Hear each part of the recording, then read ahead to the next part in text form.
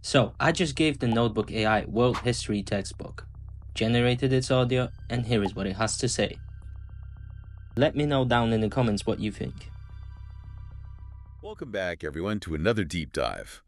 This time, we're taking a trip back in time to explore early civilizations. We've got a lot to unpack. Yeah, we're going to go beyond just names and dates Right. and really try to understand what made these societies tick. I like it. So where do we even begin with something this massive? Well, we got to start at the beginning. Think about those early humans, the nomads. Always on the move. Yeah, it's mind-blowing to think about that shift, right? Going from hunting and gathering to settling down and building cities. Huge change. What sparked that? Some say it was about survival. Makes sense. Like, imagine a group of Homo erectus 1.5 million years ago. Okay. They were using tools crafted from wood, bamboo, even stone. That takes planning, foresight. It's not just about surviving in the moment. It's about thinking ahead. Exactly. And don't forget the impact of geography. Think about the Indian subcontinent. Those monsoon winds, they controlled everything. Agriculture, obviously. Oh, for sure. But even family structures, like they needed large families to care for the elderly. Interesting. And those arranged marriages for young girls, well, some argue it was because women's roles were mostly confined to the home. So were these practices purely about survival? Or was there something else going on? Power dynamics, maybe? It's a question worth considering. These things are never simple, right? Cultural practices are always tangled up with economics, power struggles, all of that. True. So we've got tools, geography, and then boom, empires explode onto the scene. This isn't just small settlements anymore. We're talking vast territories, powerful leaders. Right. Like the Mauryan Empire in India, they had this ruler, Ashoka. He's often praised for embracing Buddhist principles, especially after witnessing the horrors of war. Okay. Think about it. Hospitals for both people and animals. Roads designed for travelers' comfort. It paints a picture of a very different kind of ruler. But was it really about compassion? Or was it a shrewd move to solidify his power? Now you're thinking like a historian. Because a happy populace is less likely to revolt, right? Power and ideology, they're always intertwined. Now, let's jump over to China. All right. They had this incredible succession of dynasties. The Shang, Zhou, Qin, Han. Each one leaving its mark. Oh, yeah. Writing systems, paper, their art and technology, it evolved over centuries. And what about this mandate of heaven thing, this idea that rulers had a divine right to rule? What was that about? Control, plain and simple. It was a genius way to maintain power. If a ruler was successful, fantastic. Mandate of heaven. But if things went bad... Oops, lost the mandate. Exactly. Time for a new dynasty. Very convenient for those in power, wouldn't you say? It really makes you think about how history gets written. Mm-hmm. Who decides which leaders were great and which were failures? Whose stories get told? Speaking of stories, let's sail over to ancient Greece. We're talking mythology, philosophy, epic poems. They had it all. And their cultures, the Minoans and Mycenaeans, they seem to have set the stage for everything that came after. The Iliad, the Odyssey, those stories have captivated people for millennia. Right. But those poems, they're more than just entertainment. They give us a window into their values, their beliefs. This was a society obsessed with heroes, gods, epic battles. But Greece wasn't all about stories, right? Athens, Sparta, constantly battling for dominance. Well, the geography of Greece, all those mountains and islands, it kind of encouraged this fragmentation. Led to conflict, for sure, but also incredible innovation. Athens, especially, became this center for art, philosophy, democracy. The golden age of Athens. Yeah. But was it really this utopia of intellect and freedom? Or is that just romanticizing a society built on slavery and inequality? You're hitting on a key point. We have to look beyond the romanticized versions of history. Now let's shift gears to a different kind of power, the Roman Empire. Okay, let's do it. It's a story of military might, expansion, this legacy that shaped Western civilization. But was Rome's success built on genuine innovation? Or was it more about brutal conquest and assimilation? I mean, they built roads, aqueducts, incredible structures, but at what cost? Right. The story of Rome is full of both triumphs and tragedies. They had ambitious leaders, but also brutal conquests. Their legal system was groundbreaking. Yeah. But was it truly about justice? Or was it about maintaining control over this vast empire? Tough questions. And then there's Christianity. Starting small but eventually transforming the Roman world. How did a persecuted sect become the dominant religion? Was it just faith? Or were there social and political forces at play? It's a story of power dynamics, social change, and the influence of belief systems, that's for sure. But hold on, because while Christianity was taking root in Rome, another major religion was emerging in the Arabian Peninsula, Islam. Right, Islam. The teachings of Muhammad, as revealed in the Quran, offered a totally new way of life. It unified tribes, led to the rapid expansion of the Islamic Empire. Was this purely faith-driven? Or were there other motivations? Political ambition? Economic gain, perhaps? It's complicated for sure. It is. The 5 pillars of Islam, the Kaaba, the Hijra, these are fundamental to understanding the faith. But we also have to consider the historical context, the power struggles, and even those conflicting interpretations of religious texts. It makes you think about how often religion has been used to justify conquest and control. It's a disturbing pattern. But it's not all conflict, right? We also see amazing cultural exchange and innovation happening. Absolutely. The Silk Road, for instance. This network of trade routes connecting East and West for centuries. It wasn't just goods being traded. Ideas, technologies, religious beliefs were flowing along those routes too. And those early Islamic scholars, they didn't just preserve Greek philosophy and science, they made significant contributions to math, science, medicine. It challenges this idea that civilizations developed in isolation. Right. These interactions were crucial. They drove innovation. They pushed knowledge forward. It's like a giant puzzle. Each civilization adding a piece to the bigger picture of human history. But we have to remember, these interactions weren't always equal or peaceful. Power dynamics were always in play. Okay, with that in mind, let's cross the ocean and head to the Americas. We've got the Olmecs, the Maya. The Olmecs, with their incredible stone carvings and early writing system, they really laid the groundwork for later civilizations in Mesoamerica. And the Maya, with their intricate calendar system, their understanding of astronomy, their architecture, they built on that foundation. But here's a question that's always intrigued me. We hear about the Maya collapse. What if it wasn't so mysterious? What if it was about ecological pressures, internal conflicts, maybe even the very systems they created to maintain their society? It challenges us to think differently about how civilizations rise and fall. And further south, we have the Inca. They thrived in this challenging Andean terrain. Their road system built without the wheel. Mind you, their use of llamas, their unique clipu for record keeping. It's incredible. Was their societal structure, though, with its focus on communal labor and shared resources, was that a utopia? Or was it a means of control over a vast and diverse population? What about the House of the Chosen Women? Sign of respect?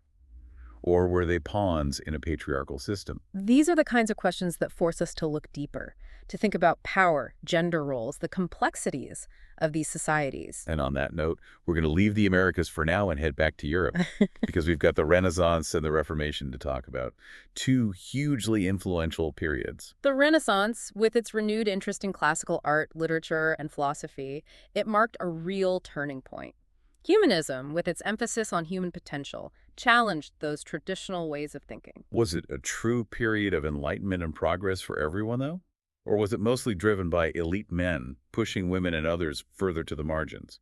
And this rebirth of classical knowledge, was it a genuine rediscovery? Or a selective reinterpretation to serve the interests of the powerful? You're asking all the right questions. And then we have the Reformation, Martin Luther challenging the Catholic Church, religious upheaval, the fragmentation of Western Christendom. Was it truly about religious freedom and reform, or were there political ambitions and power struggles at play? The Reformation's legacy is definitely complicated. Religious wars, political upheaval, new Protestant denominations. But we need to understand those motivations, the social and economic context, and how religious beliefs were often intertwined with personal and political agendas. Which leads us to a critical point. We have to approach history with a healthy dose of skepticism. Question assumptions, challenge those traditional narratives, and remember that history is often written by the victors. Whose voices are we hearing? Whose perspectives are missing? Yeah. We need to dig deeper, look for those hidden stories, be willing to confront the uncomfortable truths. It's not about erasing history, it's about understanding it in all its complexities. Yeah. Exactly. So we've covered a lot, from those early nomads to vast empires. Now let's take a step back. What connects these seemingly different civilizations? What patterns do we see? That's what we'll explore next. Welcome back to our deep dive. Before the break, we were talking about approaching history with a healthy dose of skepticism. Yeah, questioning those narratives we've been given. Right. And maybe a good place to apply that is with the Roman Empire. Rome, yeah. Was it really this golden age of progress? Or was there more to the story? Rome's always fascinating because it's held up as this model of success. Yeah. But when you look closer, you see those cracks. Oh, absolutely. Even before it became an empire, the Roman Republic was full of conflict. Right. Patricians versus plebeians. Classic power struggle. It seems to happen everywhere, right? Throughout history. Oh, yeah. And even as the Republic expanded into this massive empire, there was constant pushback. Those Punic Wars with Carthage, they weren't easy wins. No. They were brutal, drawn-out conflicts. It shows you the real cost of those imperial ambitions. Okay, so they had the military might, but they also knew the value of infrastructure. For sure. Roads, aqueducts, all of that. It wasn't just about convenience. It was about connecting the empire, maintaining control. Sure. But even then, holding on to that control was a constant battle. Assassinations, civil wars, it wasn't just a one-off thing. It points to this underlying instability within the system. Wow. Even Julius Caesar, arguably the most powerful man in Rome, Right. he wasn't immune to those power struggles. It makes you wonder if those seeds of Rome's decline were there all along. Maybe it was never as stable as we think. That's a question historians are still debating. Was it corruption? Economic pressure, those barbarian invasions? It's probably not one single answer. But what's interesting is that even as the Western Roman Empire fell apart, it left this huge mark on Western civilization. Their influence on language, law, architecture, it's everywhere. And Christianity, which started as this persecuted sect, it became deeply tied to the empire. How did that happen? That's a big question. Was it just about people converting, or were there political motivations involved? The spread of Christianity is definitely a story of power dynamics, social change, the way ideas evolve over time. But while that was happening in the Roman world, a new faith was emerging in Arabia, Islam. Right, Islam. The teachings of Muhammad, as revealed in the Quran, offered this radically different way of life, and it spread incredibly fast, uniting all these different tribes, forming this powerful empire.